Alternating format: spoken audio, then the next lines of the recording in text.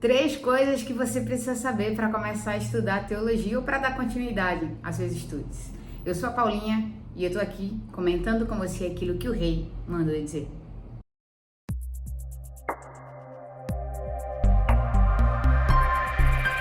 Quero hoje compartilhar contigo aqui três coisas que você precisa ter na sua mente, que são chaves essenciais para você dar continuidade a esse estudo tão profundo e tão proveitoso que é o estudo da teologia, tá? O primeiro aspecto que eu queria falar com você aqui, e eu vou usar um texto para cada um desses aspectos, um texto da palavra de Deus, para não ficar só nas minhas palavras, eu queria que você abrisse sua Bíblia, se ela estiver aí perto de você. Se não, deixa anotadinho, depois você vai lá para conferir, mas eu vou ler o texto aqui para vocês. Salmo 119, versículo 18. O salmista vai dizer o seguinte: abre os meus olhos para que eu veja as maravilhas da tua lei. Baseado nesse texto, não só nesse, mas o tempo me exige apenas um. Não só nesse, mas em muitos outros, eu queria dizer para você que o estudo da teologia começa também com oração. Essa frase, essa expressão aqui do salmista era um pedido, uma súplica para Deus, dizendo assim: abre os meus olhos para que eu possa ver as maravilhas da tua lei, ver o que é que está escrito aqui nessa palavra, para que essa palavra possa entrar no meu coração. Abre os meus olhos. Essa era a oração do salmista. Então não adianta você ir estudar teologia com um pensamento totalmente focado na tua capacidade, na tua inteligência. Você pode ter o autor desse livro sagrado do seu lado, te ajudando a interpretar. Então, vai começar a estudar teologia? Não esquece de orar.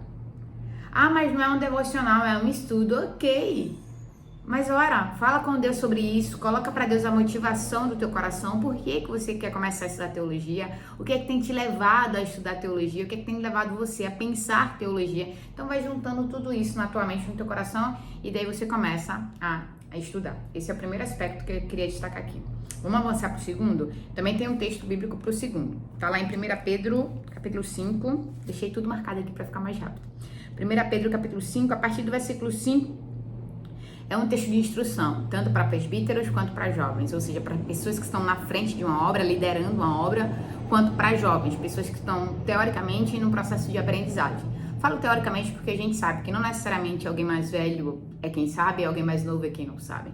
Mas esse conselho está focando nessa direção, presbíteros e jovens.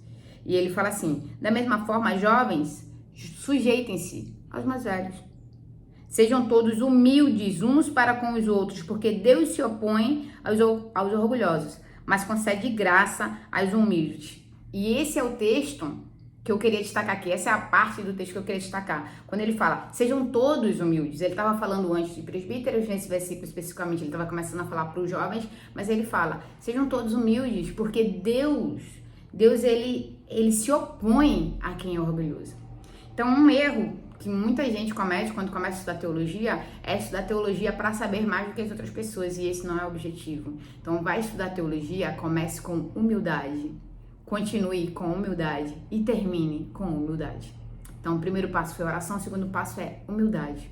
Tenha humildade, saiba que por mais conhecimento que você tenha, por mais que você tenha estudado, você não é o dono absoluto e completo da razão. É importante parar, ouvir, ou até mesmo que você saiba, esse meu ponto está correto, o ponto do meu irmão está errado. Mas a forma como você passa isso para ele faz toda a diferença. Deus, quando ele dá uma comissão pra gente, a grande comissão, Jesus, né, o Filho, ele dá uma grande comissão, ele fala, façam discípulos de todas as nações, ensinando-os a obedecer. Então, ensinar é parte. Jesus quer que a gente faça isso. Mas é com humildade que esse ensino precisa ser feito, sabe? Respeitando o indivíduo, respeitando as pessoas, não diminuindo a capacidade delas ou diminuindo-as porque você tem um conhecimento um pouco maior sobre esse assunto. Lembra que conhecimento é uma bagagem de aprendizado. Se a pessoa estudar tanto quanto você, ela pode chegar no teu nível e talvez ela até te ultrapasse. Então, a vida, ela é uma montanha russa, por vezes, sabe? Então, nunca ache que porque você tá nesse momento em cima e outro tá embaixo, você tem o direito de menosprezar quem tá embaixo. Então, não faz isso, tá? Um monte de gente começou teologia e se perdeu, porque daí você vai na contramão do que é o evangelho. O evangelho é sobre amor, amor ao próximo, como a si mesmo. Então, se você não gostaria de ser humilhado, se você não gostaria de ser rejeitado, se você não gostaria de ser desonrado, também não faça isso com o outro. Então, teologia requer de você humildade, tá bom? E terceiro e último ponto, para finalizar, queria que você lesse comigo em Atos capítulo 17, versículos do 11, a partir do 11, né? Eu diria que do 11 até o 13, mas eu vou ler aqui só o 11, porque o 11 já vai te dar um entendimento daquilo que eu quero te passar, da mensagem que eu quero passar para você nesse vídeo. Esse texto de Atos 17, ele vai falar sobre os bereanos, e eu acho muito legal que a palavra diz que os bereanos eram mais nobres do que os tessalonicenses, ou seja, o pessoal de Bereia era mais nobre do que quem era de Tessalônica, pois eles recebiam a mensagem com grande interesse, examinando todos os dias as escrituras para ver se tudo era assim mesmo. Então, o que é que faz os bereanos serem mais honrados do que os tessalônicos? Não eram as posses que eles tinham, não eram os recursos que eles tinham, mas é porque quando eles ouviam a palavra, eles tomavam posse dela, levavam ela para suas casas e eles meditavam naquele texto, eles estudavam todos os dias, porque eles queriam comprovar que aquilo que estava sendo falado era de verdade, aquilo que a Bíblia estava dizendo. Então, eles usavam também a razão, não apenas a fé. E esse é meu terceiro ponto. Teologia requer de nós também um estudo racional. Não é que não exista fé, muito pelo contrário, existe fé. Teologia é fé, é crer que existe um Deus, é conhecer mais sobre esse Deus, um Deus que você não vai ver fisicamente, em pessoa, mas que um dia veio e se personificou na pessoa de Jesus Cristo e habitou entre nós. Então, eu não estou na época de Jesus, mas eu creio que Jesus veio, eu creio que ele dividiu a história em duas partes, eu creio que ele morreu por mim e por você e que ele ressuscitou ao terceiro dia para nos garantir a salvação, um dom dado de graça. Então, eu creio, fé. Mas eu também preciso usar a minha razão para que nem tudo aquilo que é dito pelos outros ou que é escrito em algum livro confronte aquilo que é fé. Ao ponto da fé ser descartada ou ao ponto da razão ser descartada. Não precisa andar separada. Elas podem andar juntas, fé e razão precisam. Inclusive, Paulo fala em uma de suas cartas, ele vai falar para as pessoas assim: ofereçam o culto racional de vocês. E eu acho interessante que os bereanos, eles eram considerados como nobres porque eles eram racionais. Eles acreditavam, eles tinham fé sim, mas eles examinavam e eles iam para a palavra de Deus, e a palavra de Deus, ela não vai se opor à razão, porque a palavra é a verdade. E a verdade nunca vai se opor àquilo que é racional. Faz sentido. Então, quando você começa a estudar a Bíblia, você vai ver que tudo que está aqui faz sentido. Você não precisa inventar uma história, você não precisa inventar um conto, você não precisa inventar era uma vez. É real, tudo que está aqui é real, tudo que aqui é a palavra de Deus, eu creio, e a Bíblia se testifica. A ciência, a gente já falou sobre isso aqui em outros vídeos falando sobre a Bíblia, né? Mas a ciência testifica o que a Bíblia diz, a história testifica o que a Bíblia diz, a Bíblia é a verdade. Então eu não preciso viajar na maionese, se é que você me entende com essa expressão, mas eu não preciso viajar na maionese para poder crer na Bíblia.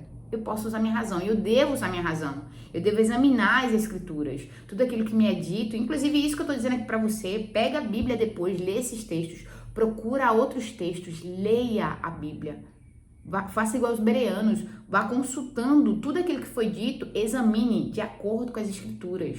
Não é porque alguém falou e disse que foi Deus que falou que você tem que crer. Não, vai lá, examine as escrituras. Isso sim é o saber teológico, isso sim é estudar a palavra de Deus, isso sim é meditar na palavra de Deus, isso sim é crescer em graça, em conhecimento de Deus. Isso é teologia, tá?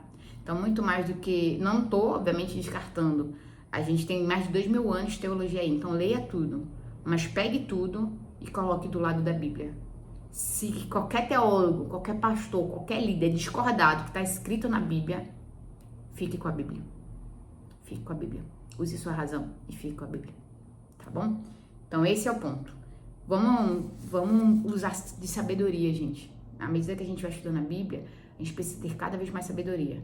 Tanto para controlar as nossas atitudes, para que elas não sejam atitudes baseadas apenas em emoção, quanto também para cuidar daquilo que a gente vai deixando entrar no nosso coração. Eu sempre digo que a gente se torna aquilo que a gente contempla, tá? Então, meditem nisso, pensem nisso, reflitam nisso. Teologia precisa começar com oração. Teologia envolve humildade, tem que ter humildade. E teologia precisa ser racional, precisa dar razão, tá bom? Esses são os 3 passos para você começar ou dar continuidade aos seus estudos teológicos. Eu espero de verdade ter abençoado a tua vida e ter edificado você com esse vídeo. Se você gostou, deixa tua tua curtida aqui, escreve algum comentário, sugere pra gente algum tema também. Isso abençoa muito a nossa vida e nos ajuda a alcançar mais pessoas. Fica com Deus e até o próximo vídeo.